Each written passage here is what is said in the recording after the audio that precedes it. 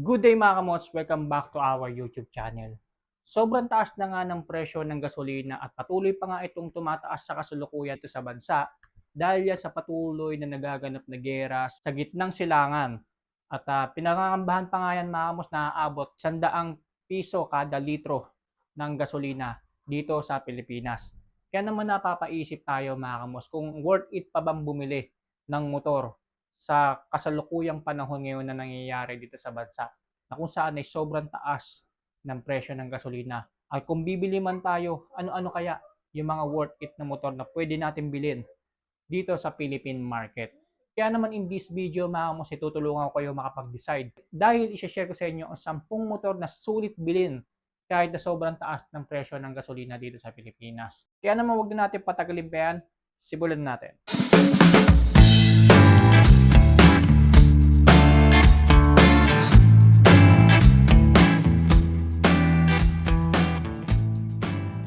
So before we start mga kamos, disclaimer lang, ito po mga babanggitin natin mga motor, mga lower cc displacement lamang po. Ayon sa pag-aaral, kaya pong tumakbo up to 55 to 65 kilometers per liter ng gasolina. Wow! Napakasulit, di ba? So ano-ano nga ba yung mga motor na yan na merong higher fuel efficiency na sulit bilhin ngayong sobrang taas ng presyo ng gasolina dito sa bansa?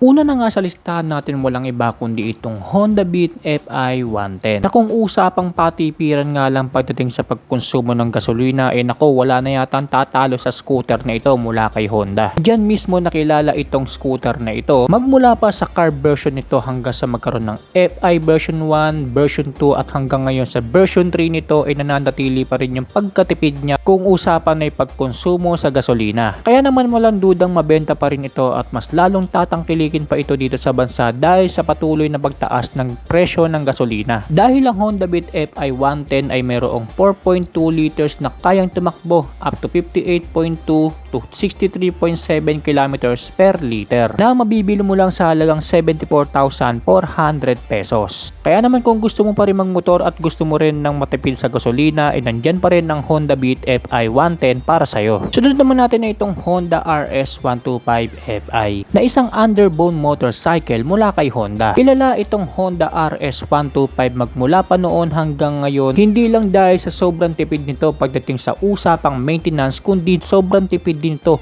kung ang pag-uusapan din ay pagkonsumo sa gasolina. Sa katunayan nga sa lahat ng underbone motorcycle na inilabas ni Honda Motorcycle dito sa Pilipinas, sa itong Honda RS125 ay ang nangungunang motor na mayroong pinakamatipid na pagkonsumo sa gasolina. Underbone segment ni Honda. Ito po ay mayroong 3.9 liters fuel tank capacity na kaya pong tumakbo up to 67.5 kilometers per liter. Ayon po yan sa ginawang pag-aaral ng World Motorcycle Test Cycle or WMTC. Mula kay Honda pa rin, of course, nandyan ang kanilang the ultimate game changer, the Honda Click 125i. Na ngayong 2026 nga ay inilabas na ni Honda dito sa Pilipinas ang version 3 ng motor na ito. Ang Honda Click 125i magmula pa noon hanggang ngayon ay hindi lang tinangkilik at sumikat dito sa Pilipinas dahil sa pagkakaroon nito ng liquid cooling system, kahit na ito ay naka 125cc engine displacement lamang, kundi mas nakilala itong scooter na ito dahil din sa pagkatipid nito sa pagkonsumo sa gasolina, na walang dudang nagbigay kasikatan at naging number 1 best scooter choice pa nga dito sa Pilipinas. Ang Honda Click po ay mayroong 5.5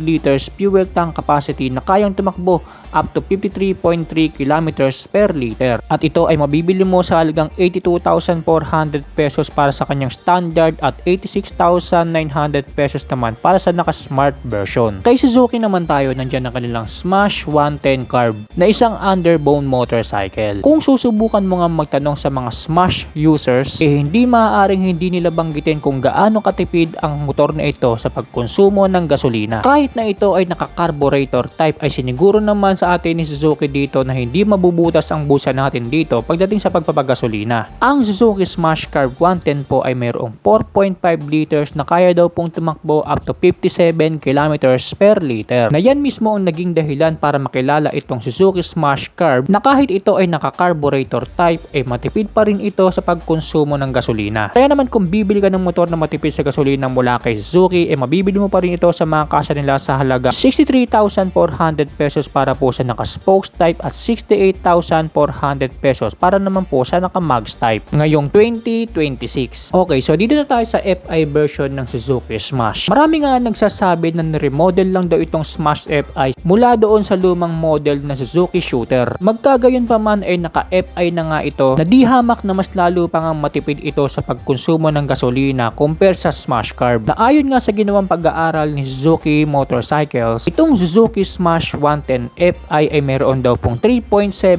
liters fuel tank capacity na kayang tumakbo up to 68 kilometers per liter. Kumbaga ito na raw po yung nangungunang underbone motorcycle mula kay Suzuki na mayroong napakatipid na pagkonsumo sa gasolina na under 110 up to 115cc engine displacement. At ito ay mabibili mo sa halagang 73,400 pesos para sa naka-mags type at 68,400 pesos naman para sa naka-spokes type sa mga kasa ni Suzuki Motorcycles. Going to Yamaha naman tayo. Alam ba ninyo na itong classic scooter na ito mula kay Yamaha ang nangungunang scooter nila na mayroong napakatipid sa pagkonsumo sa gasolina? Yes po, tama po ang narinig ninyo. Ito pong Yamaha Fazio 125 po ang nangungunang motor nila na mayroong napakatipid sa pagkonsumo sa gasolina sa lahat ng Mio series nila. Ito po ay mayroong 5.1 liters fuel tank capacity na kaya raw pong tumakbo up to 60 kilometers per liter. Na walang dudang tinalo pa nga ang Mio i125 at Mio Gravis. Kaya naman kung gusto mo naman ng scooter na matipid sa gasolina mula kay Yamaha, mabibili mo itong Yamaha Fazio sa halagang 93,900 pesos ngayong 2026 sa mga kasa ni Yamaha Motorcycle. So going back to Honda, sino nga ba naman ang makakalimot sa another underbone motorcycle na ito nila na Honda Wave RSX 110 na isa rin sa mga motor ni Honda na mayroong napakatipid sa pagkonsumo sa gasolina. Napakalaki na nga ng pinagbago ng motor na ito mula pa sa carb version nito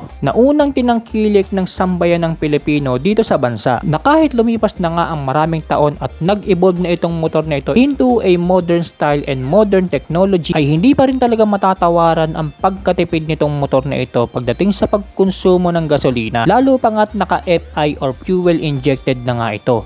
Ang Honda Wave RSX 110 po ay mayroong 4 liters fuel tank capacity na kaya daw pong tumakbo up to 67 kilometers per liter. At ito ay mabibili mo sa halagang 62,900 pesos para po sa naka-drum type at 64,900 pesos po naman para sa naka-disc type sa mga kasa ni Honda Motorcycles nationwide. Balik tayo kay Suzuki. Ang Suzuki Bergman 125 Street po ang nangungunang scooter ni Suzuki Motorcycle under 125cc na napakatipid sa pagkonsumo ng gasolina. Yes po, malaki nga ang scooter na ito mula kay Suzuki pero hindi rin naman matatawaran ng fuel efficiency na taglay ng motor na ito. Kaya naman kung ang hanap mo ay 125cc, mala maxi scoot style, abot kayang presyo at higit sa lahat kayang sumabay sa pagtaas ng presyo ng gasolina dito sa bansa, marahil itong Suzuki Bergman 125 na ang para sa'yo. Ito po ay mayroong 5.5 liters fuel tank capacity na kaya raw pong tumakbo up to 56.8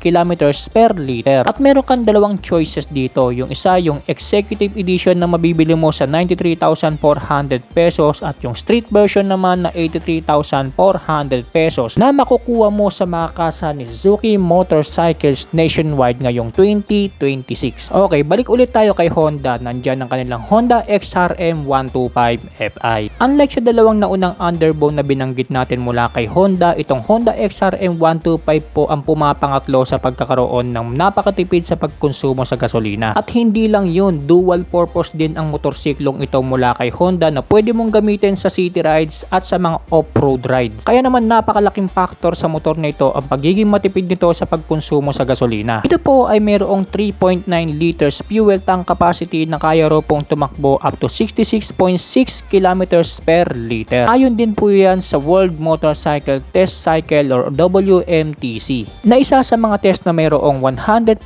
accuracy pagdating sa fuel consumption ng isang motor. Kaya naman kung tipo mo itong mala dual sport na motor mula kay Honda ay mabibili mo ito sa halagang 71,900 pesos para sa dual sport at 75,000 75,400 pesos para sa Dual Sport Extreme at 76,900 pesos para po sa naka-motored. Ito po yung naka-mags na XRM 125 Fi. At panguli nga sa listahan natin ng motor na mayroong napakatipid sa pagkonsumo sa gasolina na bagay dito sa bansa, itong Europeak 110 mula pa kay Euro Motorcycle. Ito po yung motor ni Euro Motorcycles na may hawig sa dating Honda Wave ni Honda. Nakakalain mga bumalik sa kasalukuyan ang dating Honda Wave Carb Type. Ayon pa kay Euro Motorcycles, ito daw pong pinakabago nilang Europeak 110 ang mayroong napakatipid sa pagkonsumo sa gasolina when it comes to underbone motorcycles under 110cc. Ito po ay mayroong 4 liters fuel tank capacity na kaya raw pong tumakbo up to 60 kilometers per liter. At hindi lang ito basta napakatipid sa pagkonsumo sa gasolina dahil napakamura din ng motor na ito mula kay Euro Motorcycles na nagkakahalaga lang ng 39,900 pesos. Super budget friendly nga at kailanman ay hindi bubutasin ng bulsa mo pagdating sa gasolina. Na bagay lalo sa mga panahon ngayon dito sa Pilipinas na sobrang taas at patuloy pang tumataas na presyo ng gasolina. Yan po yung 10 mga motor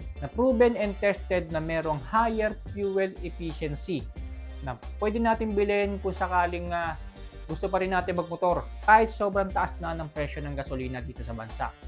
So pwede na yung mga motor na yan mga kamos kung gusto lang naman natin ng service from point A to point B na hindi naman masyado binubutas ang bulsa natin pagdating sa gasolina.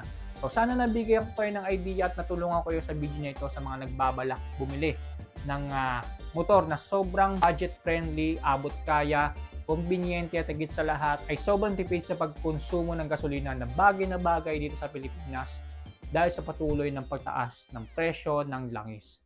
So muli maraming salamat po sa inyong panonood. Stay safe, ride safe always.